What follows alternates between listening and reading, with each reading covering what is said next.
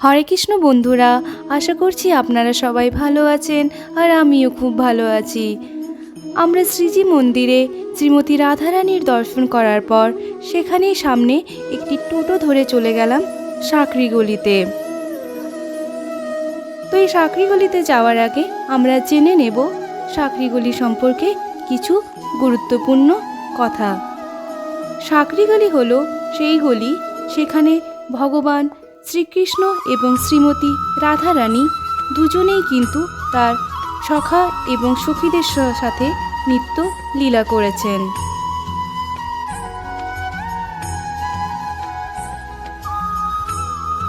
এই সাঁকরি গলিতেই ভগবান শ্রীকৃষ্ণ যখন সমস্ত গোপীরা দুধ, দই, মাখন আদি নিয়ে যেতেন, তখন ভগবান শ্রীকৃষ্ণ গাছের ডালে বসে সেই দধি বা দুধ বা মাখনের হাঁড়ি কিন্তু ভেঙে দিতেন। আর এইভাবেই তিনি তার লীলা এই স্থানে করেছেন। তো আমরা পৌঁছে গেলাম সাঁকরি গলিতে। তো চলুন আমাদের সাথে সাথে আপনারাও এই গুরুত্বপূর্ণ লীলা স্থানটি দর্শন করে নিন। বৃন্দাবন এবং বর্ষানা মানে বলতে পারেন ব্রজধামের প্রতিটি কোনায় কোনায় কিন্তু ভগবান শ্রীকৃষ্ণ এবং শ্রীমতী রাধারানীর কিন্তু দিব্য স্পর্শ কিন্তু আছে, যেটা নিজেরা ওখানে না যাওয়া অবধি কিন্তু বুঝতে পারবেন না। তো এই দুই পাহাড়ের মধ্যিখানে যে সরু রাস্তাটা দেখছেন, সেই জন্যই কিন্তু এটাকে সাঁকরি গলি হিসেবে বলা হয়। সেখানে স্থানীয় ব্রজবাসীদের জিজ্ঞাসা করলাম যে এই গলিটার মাহাত্ম্য। তো তিনি সেই মাহাত্ম্য বলার সাথে সাথে এটাও বললেন যে এই দুই সাইডে যে পাহাড় দেখতে পাচ্ছেন, প্রথমে আমরা অতটা ভালোভাবে বলতে পারেন লক্ষ্য করিনি। তারপর তার বলাতে লক্ষ্য করলাম যে এক সাইডের পাহাড়ের যে কালার সেটা সাদা এবং অপর সাইডটি শ্যামবর্ণ, অর্থাৎ যেটি সাদা অংশ পাহাড়টি সেটি শ্রীমতী রাধারানী এবং অন্য সাইডটি যেটি শ্যামবর্ণ সেটি ভগবান শ্রীকৃষ্ণ। এই রূপেই তারা এখানে কিন্তু এই পাহাড় দুটিকে চিহ্নিত করে থাকেন।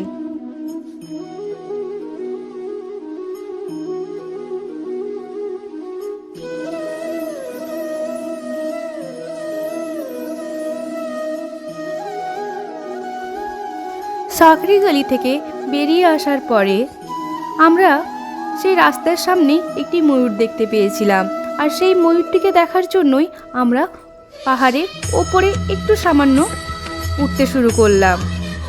তো জায়গাটা কিন্তু পুরোটাই নির্জন। তো সেখানে হঠাৎ করে কিন্তু এক ব্রজবাসীর দেখা পেলাম। সেটাও কিন্তু বলতে পারেন রাধারানীর কৃপা। শ্রীজি মন্দির থেকে বেরোনোর সময় শ্রীমতী রাধারানীর কাছে প্রার্থনা করেছিলাম যে এই বর্ষানা গ্রামে যেন তার লীলাসমূহ স্থানগুলি দর্শন করতে পারি। তো বলতে পারেন রাধারানী আমাদের সেই কৃপাটি করলেন। এই পুরো নির্জন স্থানে মানুষের দেখা পাওয়া কিন্তু একদম দুষ্কর। তো হঠাৎ করে সেই ব্রজবাসী কিন্তু মানে বলতে পারেন প্রকট হলেন। হয়তো রাধারানী কৃপা করে আমাদের জন্য পাঠিয়ে দিলেন। তো সেই ব্রজবাসীকে জিজ্ঞেস করলাম যে এর ওপরে কিছু দর্শনীয় স্থান আছে কি না। তো তখন তিনি জিজ্ঞেস করলেন যে হ্যাঁ আছে, আপনারা কি ঘুরতে চান? তো আমরা তো ঘোরার জন্যই গিয়েছিলাম। আমরাও তাকে জানালাম যে হ্যাঁ আমরা ঘুরতে চাই। তো তিনি তারপর বললেন তো চলুন আমি আপনাদের সেই দর্শনীয় স্থানগুলি দেখাবো। তো এই যেতে যেতেই তিনি এই বর্ষানা গ্রামের তাদের লাডলি জুয়ের সমস্ত লীলা কথা আমাদের কিন্তু শোনাচ্ছিলেন।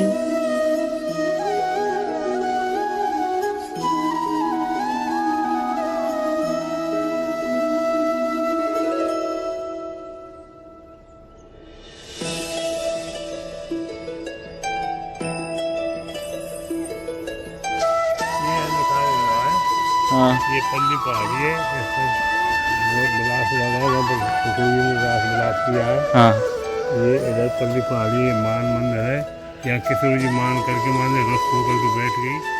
তো আমরা এখন যে লীলাসমূহ স্থানগুলিতে যাব তার মধ্যে প্রথমেই যাব মোরকুটিতে। তো এই ব্রহ্মগিরি পর্বতের ওপর দিয়েই কিন্তু আমাদের সেই মোরকুটিতে যেতে হবে। তো মোরকুটি হলো ভগবান শ্রীকৃষ্ণ যেখানে ময়ূর সেজে নৃত্য করেছিলেন শ্রীমতী রাধারানীর মানভঞ্জনের জন্য। ব্রহ্মগিরি পর্বতের ওপর ময়ূরকুটি অবস্থিত। একদিন শ্রীকৃষ্ণের ওপর শ্রীমতী রাধারানী অভিমান করে এই কুঞ্জে বসেছিলেন। তখন শ্রীকৃষ্ণ কিছুতেই তার মানভঞ্জন করতে পারছিলেন না। অতঃপর শ্রীকৃষ্ণ শ্রীমতী রাধারানীর মানভঙ্গ করার জন্য এক ময়ূর রূপ ধারণ করলেন এবং শ্রীমতী রাধারানী চতুর্দিকে বিভিন্ন প্রকার ভঙ্গির মাধ্যমে নৃত্য করতে লাগলেন।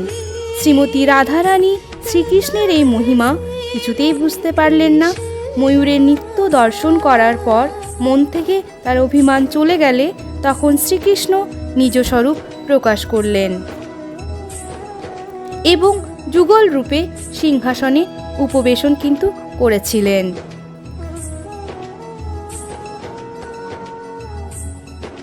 এই ব্রহ্মগিরি পর্বতে ওঠার সময়ে বা এই বর্ষানা বা বৃন্দাবন বা পুরো ব্রজধামে, এগুলো এমন একটা জায়গা যেখানে ভগবান শ্রীকৃষ্ণ এবং শ্রীমতী রাধারানী নিজেরা তাদের বাল্যকাল, তাদের কিশোরী অবস্থায় এবং পরবর্তীকালেও তারা এখানে তাদের নানা রকম লীলা করে গেছেন এবং সেই সমস্ত স্থানগুলো নিজেরা স্বচক্ষে দর্শন করার যে সুযোগ পেয়েছি সেটা ভাষায় বর্ণনা করার ক্ষমতা নেই।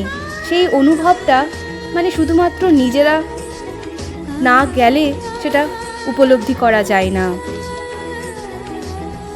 প্রতিটা গাছ, প্রতিটা পাথর, প্রতিটা জায়গা শুধু মনে হচ্ছে যে এই জায়গায় তো ভগবান শ্রীকৃষ্ণও একদিন এসেছিলেন, এই রাস্তার মধ্যে উনিও একদিন হেঁটে গেছেন, সমস্ত কিছু। তো রাধারানী এবং ভগবান শ্রীকৃষ্ণ যেন আমাদের ওপর ঠিক এইভাবেই তার কৃপা যেন করতে থাকেন। তো এরপর আমরা মোরকুটি থেকে বেরিয়ে চলে গেলাম আরেক লীলা স্থান দর্শন করতে। এই ব্রহ্মগিরি পর্বতের ওপরেই মানগড় পর্বত অবস্থিত। তো সেই মানগড় পর্বতের উদ্দেশ্যেই আমরা এখন রওনা দিয়েছি।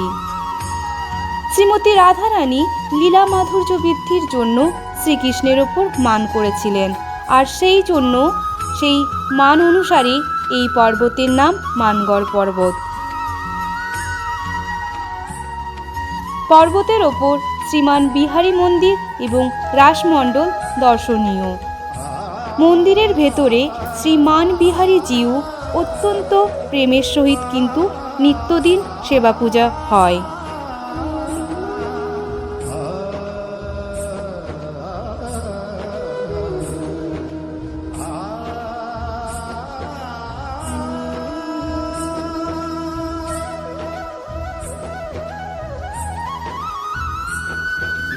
ये हमारे यहाँ वो थे, वो नारायण भट्ट जी का, उन्होंने ये ब्रज प्राकट्य किया है, उन्होंने किशोर जी को प्राकट्य किया है।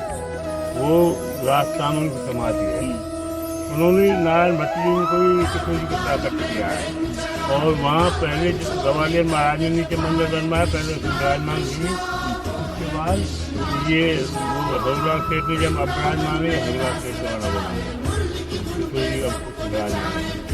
नीचे दादी बाबा मंदिर है, माता पिता मंदिर है। और তো এই মানগড় পর্বতটি বা মান মন্দিরটি এখন যিনি সম্পূর্ণ রক্ষণাবেক্ষণ করছেন এবং ভগবান শ্রীকৃষ্ণ এবং শ্রীমতীর রাধারানীর নিত্য সুসেবা এবং পূজা যিনি করছেন তিনি হলেন শ্রী সিদ্ধপুরুষ রমেশ বাবাজি। এবং শ্রীমতী রাধারানীর কৃপায় আমরা সেই মহারাজের দর্শনও পেয়েছিলাম। তো বলছিলাম না যে এখনও কিন্তু রাধারানীর সখীরা বিরাজমান, তো তার মধ্যে কিন্তু তিনিও একজন। এবং শ্রী বৃন্দাবন ধাম বা ব্রজধামের সমস্ত সিদ্ধপুরুষদের মধ্যে যিনি সর্বপ্রথম এখন আছেন তিনিই সেই রমেশ বাবাজি। তো সেই মহারাজের অসুস্থতার জন্য তাকে কিন্তু আলাদাভাবে খুব যত্ন সহকারে মহারাজের সেবকগণ রেখেছেন। তো রাধারানীর কৃপায় এবং সেই ব্রজবাসীরও কৃপা বলতে পারেন জন্য আমরা তার দর্শন পেয়েছিলাম, কিন্তু সেখানে বাবাজির কোনো ভিডিও আমরা নিইনি, তাই সেটা আপনাদের সাথে শেয়ার করতে পারলাম না। শ্রীমতী রাধারানীর মানভঙ্গের পর প্রিয়াপ্রীতম এই স্থানে মিলিত হয়েছিলেন। সেই স্থানটি পাথর দ্বারা বাঁধাই করা আছে এবং সকলের জন্য দর্শনীয় এটি।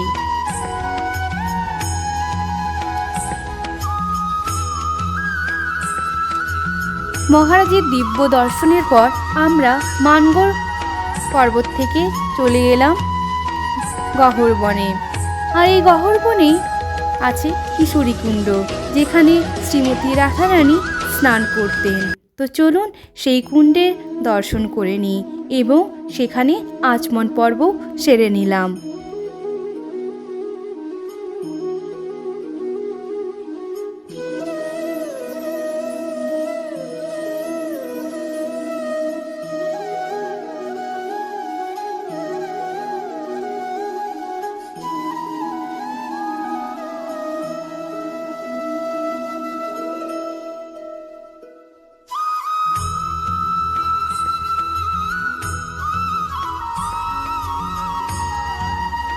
কিশোরকুণ্ড দর্শনের পর এরপর আমরা চলে এলাম বর্ষানা গ্রামের ভেতরে। ব্রজধামে আসার পর যদি মধুকরী করে খাওয়া না হয় তাহলে কিন্তু বলা হয় যে ব্রজধাম যাত্রা সম্পূর্ণ হয় না। তো এই মধুকরী কথাটি কি, চলুন সেটা জেনে নেওয়া যাক। মধুকরী হলো ব্রজবাসীদের বাড়ি থেকে বলতে পারেন ভিক্ষে করে খাওয়ার মতো। তো যে ব্রজবাসীর সাথে আমরা এই মোরকুটি মানকুটি দর্শন করলাম, তো তার কাছেই আমরা এটি আবদার করেছিলাম বলতে পারেন। তাকে বলেছিলাম যে তিনি যেন তার বাড়ি থেকে তার অন্যের কিছুটা অংশ আমাদের যেন দেন। তো এখন তার কাছে তার সাথে যাচ্ছি তার বাড়ির উদ্দেশ্যে, এবং তিনি আমাদের সেই মধুকরী দিয়ে আমাদের ব্রজধাম যাত্রার আরেকটি গুরুত্বপূর্ণ অংশের অধিকারী করলেন।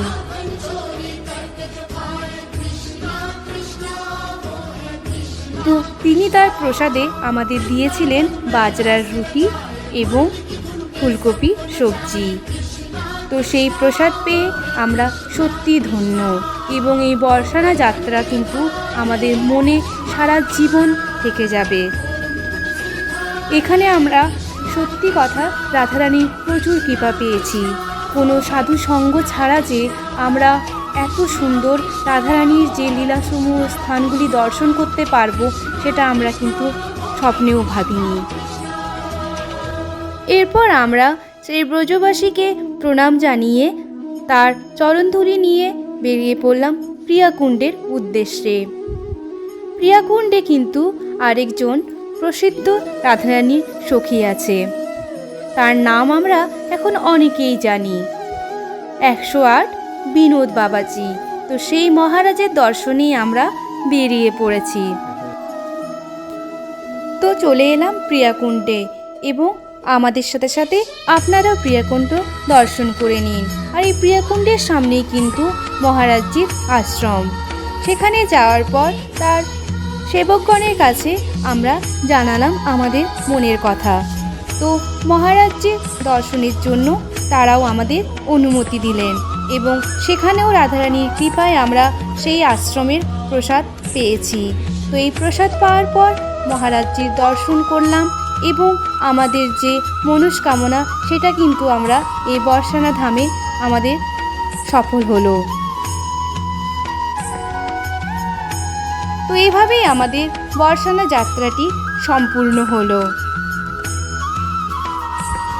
তো আপনাদের যদি আমার এই ভিডিওটি ভালো লেগে থাকে তাহলে অবশ্যই আমার চ্যানেলটিকে সাবস্ক্রাইব করে লাইক, শেয়ার, কমেন্ট করবেন, এবং ফেসবুক ও পেজটিকে ফলো করবেন। হরে কৃষ্ণ বন্ধুরা, ধন্যবাদ। সুস্থ থাকবেন, ভালো থাকবেন।